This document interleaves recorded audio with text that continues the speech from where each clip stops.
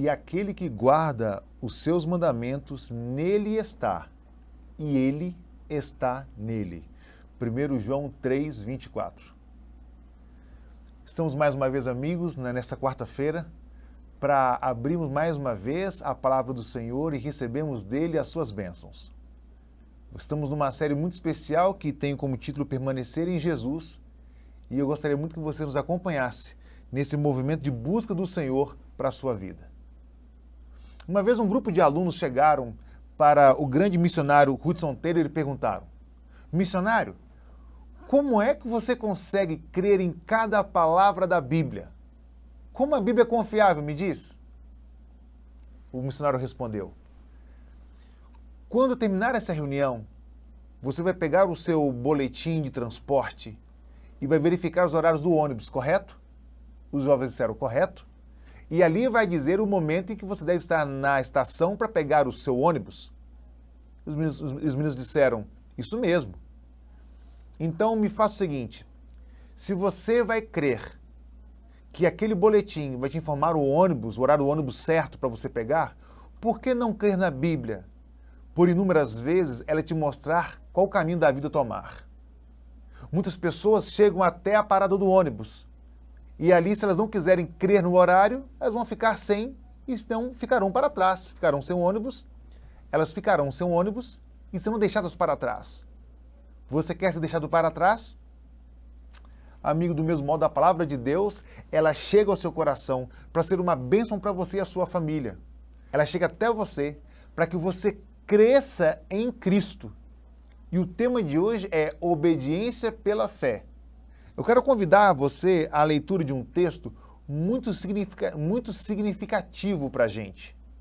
Esse texto está em Romanos capítulo 16, versículos 25 ao 27, que diz assim: ora, aquele que é poderoso para vos confirmar segundo o meu evangelho e a pregação de Jesus Cristo, conforme a revelação do mistério que desde tempos eternos esteve oculto, mas que se manifestou agora e se notificou pelas Escrituras dos profetas, segundo o mandamento do Deus eterno a todas as nações, para a obediência pela fé ao único Deus, sábio, seja dada a glória por Jesus Cristo, por todo sempre. Amém. Esse texto lhe fala de algo interessante, ele fala de revelação do mistério. Que revelação seria essa do mistério? Interessante que fala revelação essa, que também é movida para a obediência pela fé.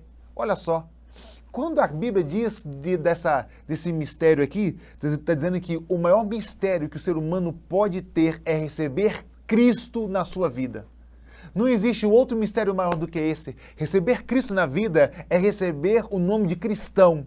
É dizer para o Senhor, venha viver em mim. Senhor, permaneça comigo. E essa é a palavra que a Bíblia traz. Em 2 Coríntios 5,17, diz assim que em Cristo nós nos tornamos novas criaturas. E não existe, amigo, um mistério maior do que esse. Não existe um mistério maior do que receber o eterno dentro daquilo que é finito, do ser que é finito. Não existe um milagre maior do que um ser pecador receber aquele que é o Salvador, o Santo. Em Efésios, capítulo 3, 1, fala assim, para que sejais cheios de toda a plenitude de Deus. Olha que convite gostoso de sermos cheios da plenitude do Senhor. É um privilégio para o homem receber Jesus na sua vida. Imagine, uma vez explicando para minha filha sobre o que era eternidade. E ela falando, pai, o que é eternidade? Eu falei, filha, eternidade é aquilo que não tem início e não tem fim. É algo tão grande que a gente nem consegue explicar. Porque imagine que a nossa mente seja uma xícara para você tomar um chá. E toda a eternidade seja um mar. Como é que se coloca o mar dentro de uma xícara?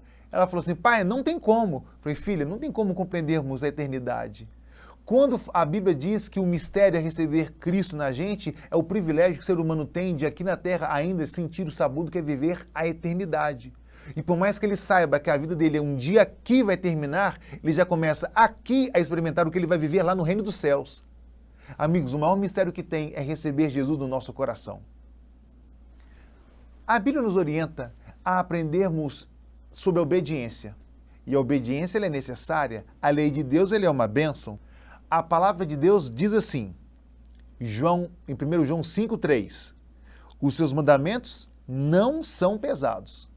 E diz mais, o próprio Jesus disse, porque o meu jugo é suave, lá em Mateus 11,30. O salmista Davi também, ele traz a mesma ideia, dizendo o seguinte, alegrar-me-ei em teus mandamentos, no Salmo 119, e diz mais, fala assim, para mim, melhor do que inúmeras riquezas, ouro ou prata. A lei do Senhor, ela é uma bênção, ela é necessária. Davi ainda afirma, dizendo assim, folgo com a tua palavra, quer dizer, tenho prazer, ela não me aperta, ela não me oprime, bem pelo contrário, a lei, a tua palavra, ela é uma bênção para mim, eu tenho alegria nela. Amigos, a obediência pela fé é algo agradável a Deus. A obediência, ela é necessária. Todo o universo trabalha em obediência, trabalha em regras. Deus colocou regras no universo, como por exemplo, o nosso planeta ele gira em torno de si num prazo de 24 horas. É uma regra, não muda. Em 24 horas temos dia e noite. O nosso planeta gira em torno do Sol nos 365 dias do ano. É uma regra. A cada ano funciona. Funciona assim. Uma volta em torno do Sol. O Senhor também ele tem colocado regras. Ele é o Deus que estabelece regras, os limites. Porque Ele sabe o que é o melhor. A natureza tem regras. As coisas têm regras, e o Senhor entende que a nossa vida também precisa de regras. Num mundo tão relativo quanto hoje, quando se fala de casamento, quando se fala de sexualidade, como se fala de honestidade, de namoro, nós precisamos de regras. Matias Cláudios disse algo interessante, olha o que ele diz. O homem precisa de uma âncora firme, algo que não dependa dele, mas sim algo do qual ele possa depender. Nós precisamos das regras, elas são para a gente uma segurança.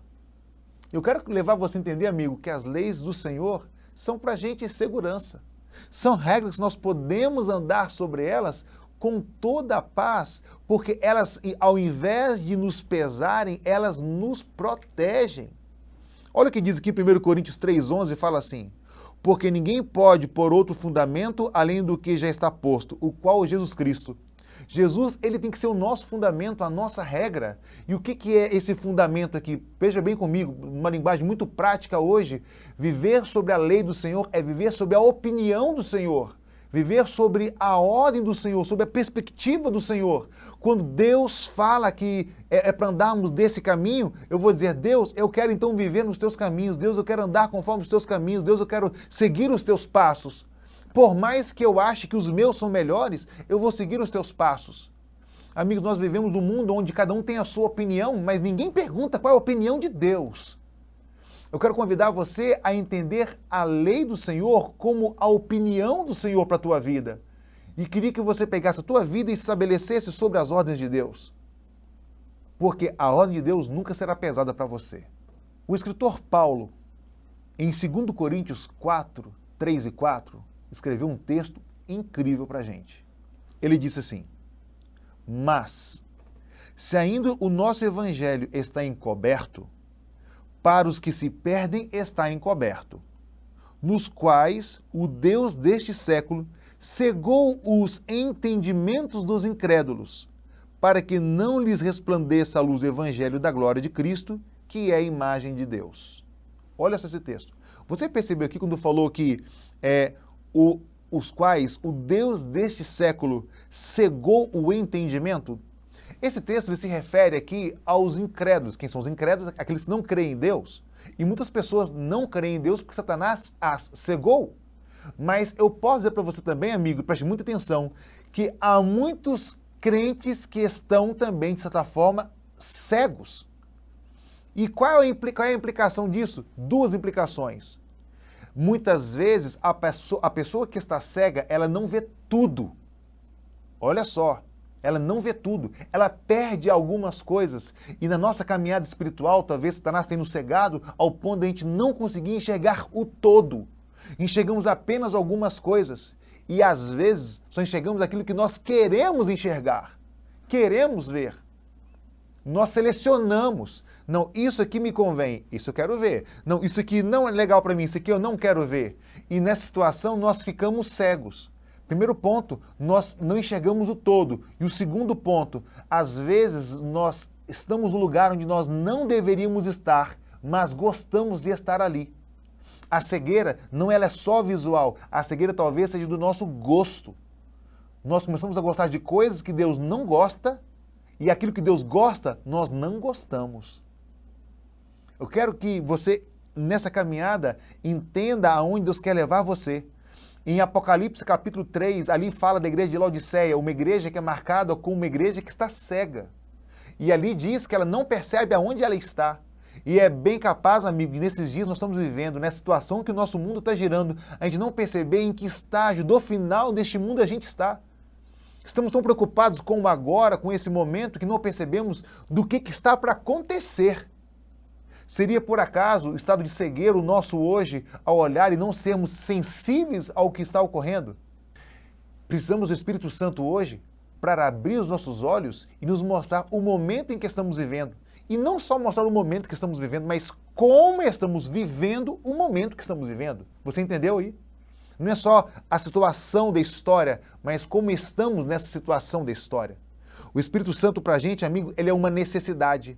E confiar no Senhor, obedecer o Senhor, é dizer, Deus, eu vou suprir as minhas necessidades na obediência. Amigos, existe a obediência pela fé. Preste bem atenção nisso aqui. A obediência pela fé, e a obediência na fé e a obediência na lei. Qual é a diferença dessas duas coisas? Primeiro, a obediência na fé é a obediência que ela é resultado da fé. Eu creio em Deus e por consequência de eu crer em Deus, eu vou obedecê-lo. Mas algumas pessoas creem na lei, e quando elas creem na lei, elas vão obedecer à lei. E qual é a diferença disso? Quando a pessoa ela obedece na fé, a fé dela está em Cristo, a alegria dela está em Cristo. E quando a pessoa obedece na lei, a alegria dela está na lei, só que a lei não salva, a lei ela só me aponta o pecado. Quando a pessoa ela obedece pela fé, ela obedece na pessoa de Jesus, e quando a pessoa obedece na lei, ela obedece na lei. Ela obedece na fria lei, então ela perde o amor, porque na cabeça dela, para ela ser salva, ela precisa guardar a lei. A lei é mais importante do que o seu autor. Muitas pessoas amam a lei de Deus, mas não amam o Deus da lei. E a obediência pela fé é um convite a você crer em Cristo e deixar que Ele faça uma obra em você, e essa obra inclui também obedecê-lo por amor. Entenda isso aqui. Não é a obediência pelos meus esforços, é a obediência por amor ao Senhor. Em Romanos capítulo 6, versículos 1 e 15, Paulo repete uma pergunta muito interessante. Paulo fala assim, permaneceremos nós no pecado para que a graça aumente? Olha a ideia de Paulo.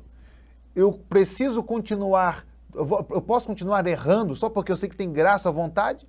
Paulo diz assim, não, de maneira nenhuma. Sabe qual é a ideia de Paulo? A ideia de Paulo é a seguinte, a partir do momento que eu encontro a Cristo e conheço Cristo e o recebo na minha vida, eu recebo também agora os valores de Cristo na minha vida. Não para viver como antes, mas agora para eu viver uma nova vida. A minha vida? Não, a vida de Cristo. Entendeu? Esse é o mistério de viver a vida de Cristo, a vida em obediência. Você entendeu? E como isso acontece? Isso acontece, amigo, quando nós recebemos o Espírito Santo. É o Espírito Santo que faz essa transformação de ser menos eu e me tornar cada vez mais igual a Cristo. É o Espírito Santo que pega a minha vida, que pega os meus gostos e me mostra os gostos que eu tenho que tirar, eu tenho que terminar, os valores que eu tenho que não são bons, e fala assim, filho, esses valores não são bons. Os melhores valores são os valores de Cristo. Então receba os valores de Cristo, receba os frutos de Cristo, porque os frutos de Cristo são os frutos do Espírito. Se você olha para o Espírito Santo e vê lá em Gálatas capítulo 5, versículos 21 e 22, quando fala que os frutos do Espírito são bondade, amor, benignidade, mansidão, domínio próprio, todos estes frutos são os frutos de Jesus também. Quando o Senhor convida você a viver em Cristo, Ele está dizendo também da mesma forma, viva também no Espírito e deixe que o Espírito Santo transforme você. Está entendendo? Nós precisamos do Espírito Santo. Ele é uma necessidade. 3 pontos trago para você porque eu preciso do Espírito Santo. Ponto número 1. Através do Espírito Santo, recebemos força em abundância para lutar as lutas que passamos aqui dentro. É o Espírito Santo que dá para a gente esse poder para vencer as batalhas pessoais. Segundo ponto, mediante o Espírito Santo, Cristo vive em nós pela fé. Aleluia, amém? Você quer viver uma vida espiritual de vitórias, uma vida espiritual de verdade? Ninguém vive uma vida espiritual sem Cristo. Grava isso, por favor, amigo. O último ponto desses 3 aqui. Quando Jesus vive em nós, Ele desenvolve em nós o seu caráter. Aleluia por isso. Ele desenvolve na gente o que Ele é. O interessante é que há muitas pessoas que querem viver uma vida cristã sem Cristo. Querem viver uma vida espiritual sem o Espírito. Tão contraditório, não é verdade? Pegam a Bíblia, eles leem a Bíblia, estudam a Bíblia, mas se agarram na lei da Bíblia, mas não no Deus da lei. Amigo, por favor, me entenda. Ser de Cristo é viver em Cristo no Espírito. Olha essa frase de Ellen White. Eu amo essa frase que eu dividi com você. Preste bem atenção comigo. Olha só, olha só. Quando uma pessoa recebe Cristo, recebe também poder para viver a vida de Cristo. Coisa mais linda. Você entendeu? Quando eu quero viver a vida de Cristo, eu não sou abandonado. Pronto, viva agora a perfeição de Cristo. Não é assim, algo que eu nunca vou conseguir, porque eu não vou conseguir realmente ser igual a Cristo, plenamente igual a Cristo. Mas o Espírito Santo, ele me é dado para buscar viver o máximo da vida de Cristo. E é isso que eu quero te dizer, amigo. Você é convidado a viver a vida em Cristo, pelo Espírito e pelo poder do Espírito Santo para viver a vida de Cristo. Gálatas 4, versículo 1, diz assim: até que Cristo seja formado em vós. Eu já falei isso várias vezes com vocês. O propósito da nossa vida é viver a vida de Cristo. O propósito da nossa vida é viver a vida de Cristo. 2 pontos que eu quero observar com você sobre esse assunto, em viver no Espírito, para imitarmos a vida de Cristo. O ponto número 1 é o seguinte: de João 15, versículo 5, ele diz: sem mim nada podeis fazer. Escute bem, com bastante atenção. O texto não diz que sem mim é difícil fazer. O texto falou que sem mim é impossível fazer. Queridos, muitas pessoas querem obedecer à lei, obedecer de forma de obedecer que é correto, mas sem a pessoa correta. Quando o Senhor fala que sem mim é impossível fazer, é para dizer para você que sem Ele é impossível você ser um cristão. Está entendendo? O outro ponto que eu quero observar contigo é uma declaração de Ellen White. E preste bem atenção. Ela diz assim: aquele que está a tentar alcançar o céu pelas suas próprias obras em guardar a lei, está a tentar o impossível. O homem não pode ser salvo sem a obediência, mas as suas obras não devem provir, ou quer dizer, se originar dele mesmo. Cristo deve operar nele o querer e o efetuar segundo a sua boa vontade. Vamos entender isso aqui rapidinho? Vamos lá. Número 1. O texto está afirmando que ninguém consegue alcançar o céu por ele mesmo. É impossível. O céu, amigo, não é um fruto do ser humano. Sabe por que não é fruto do ser humano? Porque o céu é eterno, o ser humano é limitado. O ser humano só pode alcançar aquilo que ele mesmo produz. Se o ser humano quer alcançar por ele mesmo, então ele só vai alcançar aquilo que ele mesmo produz. Eu sou limitado, alcanço coisas limitadas. Mas para alcançar aquilo que é eterno, só crendo em alguém que é eterno. Então por isso que o homem não consegue alcançar a sua própria salvação. O homem, ele só pode alcançar aquilo que ele consegue gerar por ele mesmo. Eu só posso conseguir as coisas que eu vou conseguir serão limitadas porque eu sou limitado. Eu sou pecador, então o que eu vou conseguir, o que eu vou gerar, o que eu vou produzir serão coisas pecadoras. Mas, amigo, se eu quero alcançar a eternidade, então eu não consigo em mim mesmo. Por isso que o homem não consegue alcançar o céu por ele mesmo. Porque tudo aquilo que ele é, ele vai gerar. Se eu sou pecador, gero coisas pecadoras. Mas, amigo, para alcançar coisas eternas, eu busco aquele que é eterno. Por isso a salvação não está em você e não está em mim, mas está em Jesus Cristo. O segundo ponto que quero ver com você é que a obediência, ela faz parte do nosso movimento como cristãos.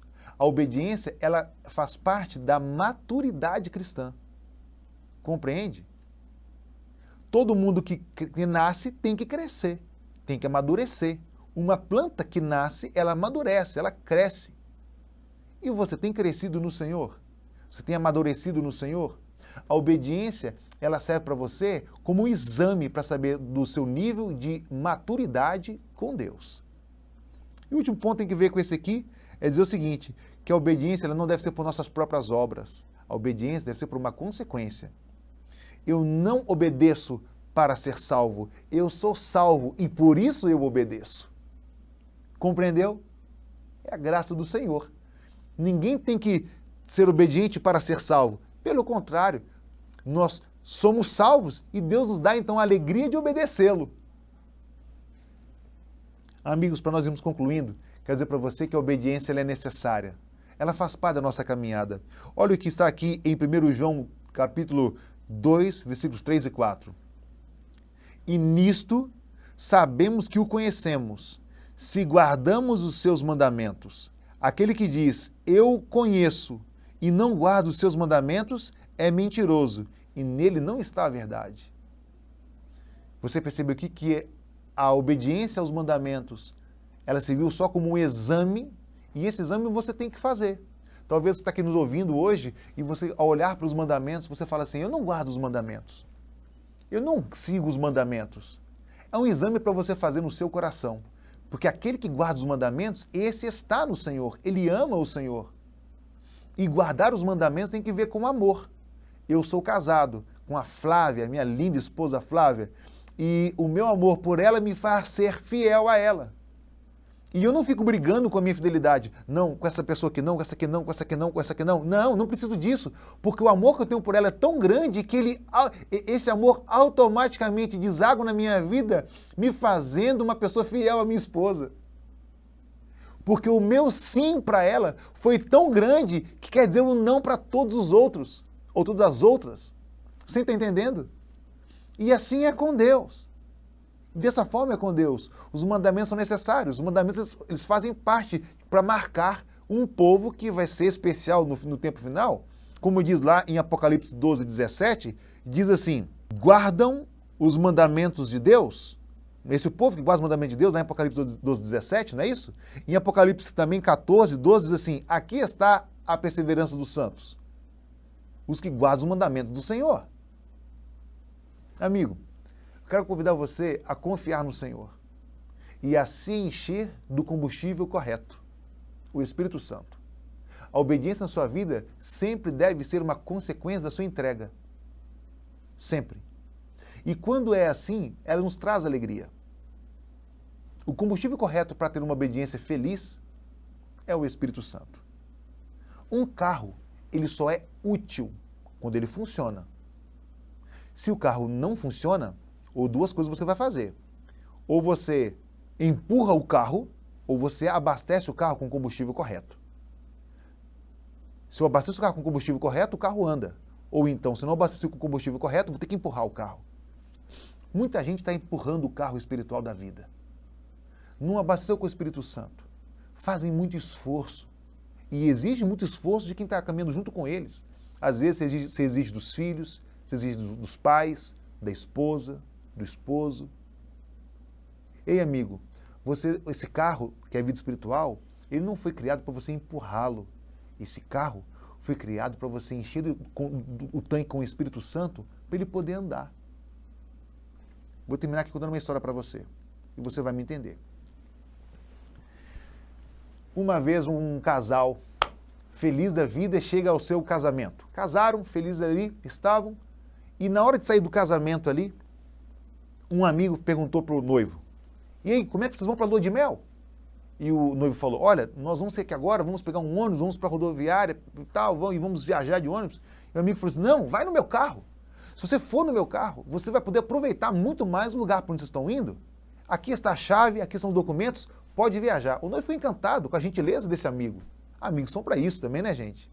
E obrigado, que legal, vou ganhar muitos dias, vai ser legal, que lá onde eu vou estar, eu vou poder passar mais tempo ali com a minha recém-esposa, que legal, vai ser muito bacana, vamos poder aproveitar mais tempo, passear ali nos lugares turísticos, que bacana. Você me empresta, me empresta, toma aqui, vai embora, vai viajar, que legal. E aí a história diz que esse noivo então botou a sua esposa no carro, as malas no carro, ligou o carro e foi embora. No meio da viagem, felizes porque estavam aproveitando mais os dois juntinhos, ouvindo a música que queriam, paravam onde queriam, o sinal do combustível chegou ali dizendo que tinha que ser abastecido novamente o carro. Então ele parou no posto e fala assim, amigo, pode botar o combustível. E ele olhou para a bomba ali e falou, rapaz, completa. O rapaz então abriu o tanque do carro e colocou álcool. E então encheu o tanque, ele liga o carro e o carro sai andando. Amigos, que tristeza. O carro que ele estava era a gasolina. Colocou combustível errado no carro. O carro ficou dando trancos, solavancos. Ele teve que parar o carro e caçar uma oficina. Chegou na oficina, o mecânico olhou o carro e falou, você botou combustível errado, o carro era assim, assim, assado. E o noivo perguntou, como é que eu vou fazer então agora para poder arrumar? Não, seu carro tem que ficar aqui, porque a gente tem que arrumar o carro. Vamos ter que tirar todo o combustível, vamos ter que limpar as peças, vamos ter que limpar os canos, os condutos aqui, para o carro poder andar normal. E acreditem, amigos, a viagem que deveria ser feita de carro para ser melhor aproveitada, ela foi reduzida, porque os noivos passaram mais tempo na oficina mecânica arrumando todo o carro do que aproveitar a lua de mel. Tem muita gente que está botando combustível errado no carro. Está buscando muita coisa para a vida espiritual que não é Cristo. Esquecendo do Espírito Santo, o combustível correto. E para você permanecer em Jesus, amigo, você precisa do Espírito Santo do Senhor. Ele na tua vida para dirigir a sua família, o seu casamento. Abasteça a sua vida das coisas corretas. Perdão, esquece essa frase, vou mudar minha frase. Abasteça a sua vida da pessoa correta, do Espírito Santo. Estamos abastecendo a nossa vida com coisas, quando deveríamos encher a nossa vida com a pessoa do Senhor. Que Ele te abençoe, que Ele te guarde e que você decida hoje encher a sua vida com Jesus. E Ele, através do Espírito Santo, vai permanecer em você. Que Deus abençoe.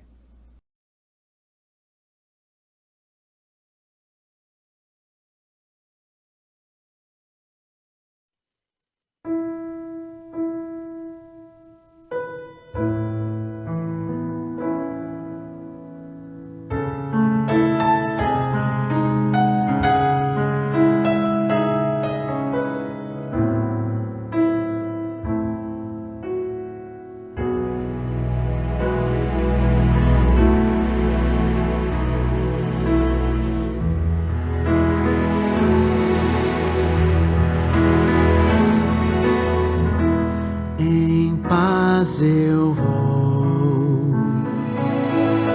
ouvir a voz de Deus, em paz eu vou, estou feliz, achei abrigo em sua casa.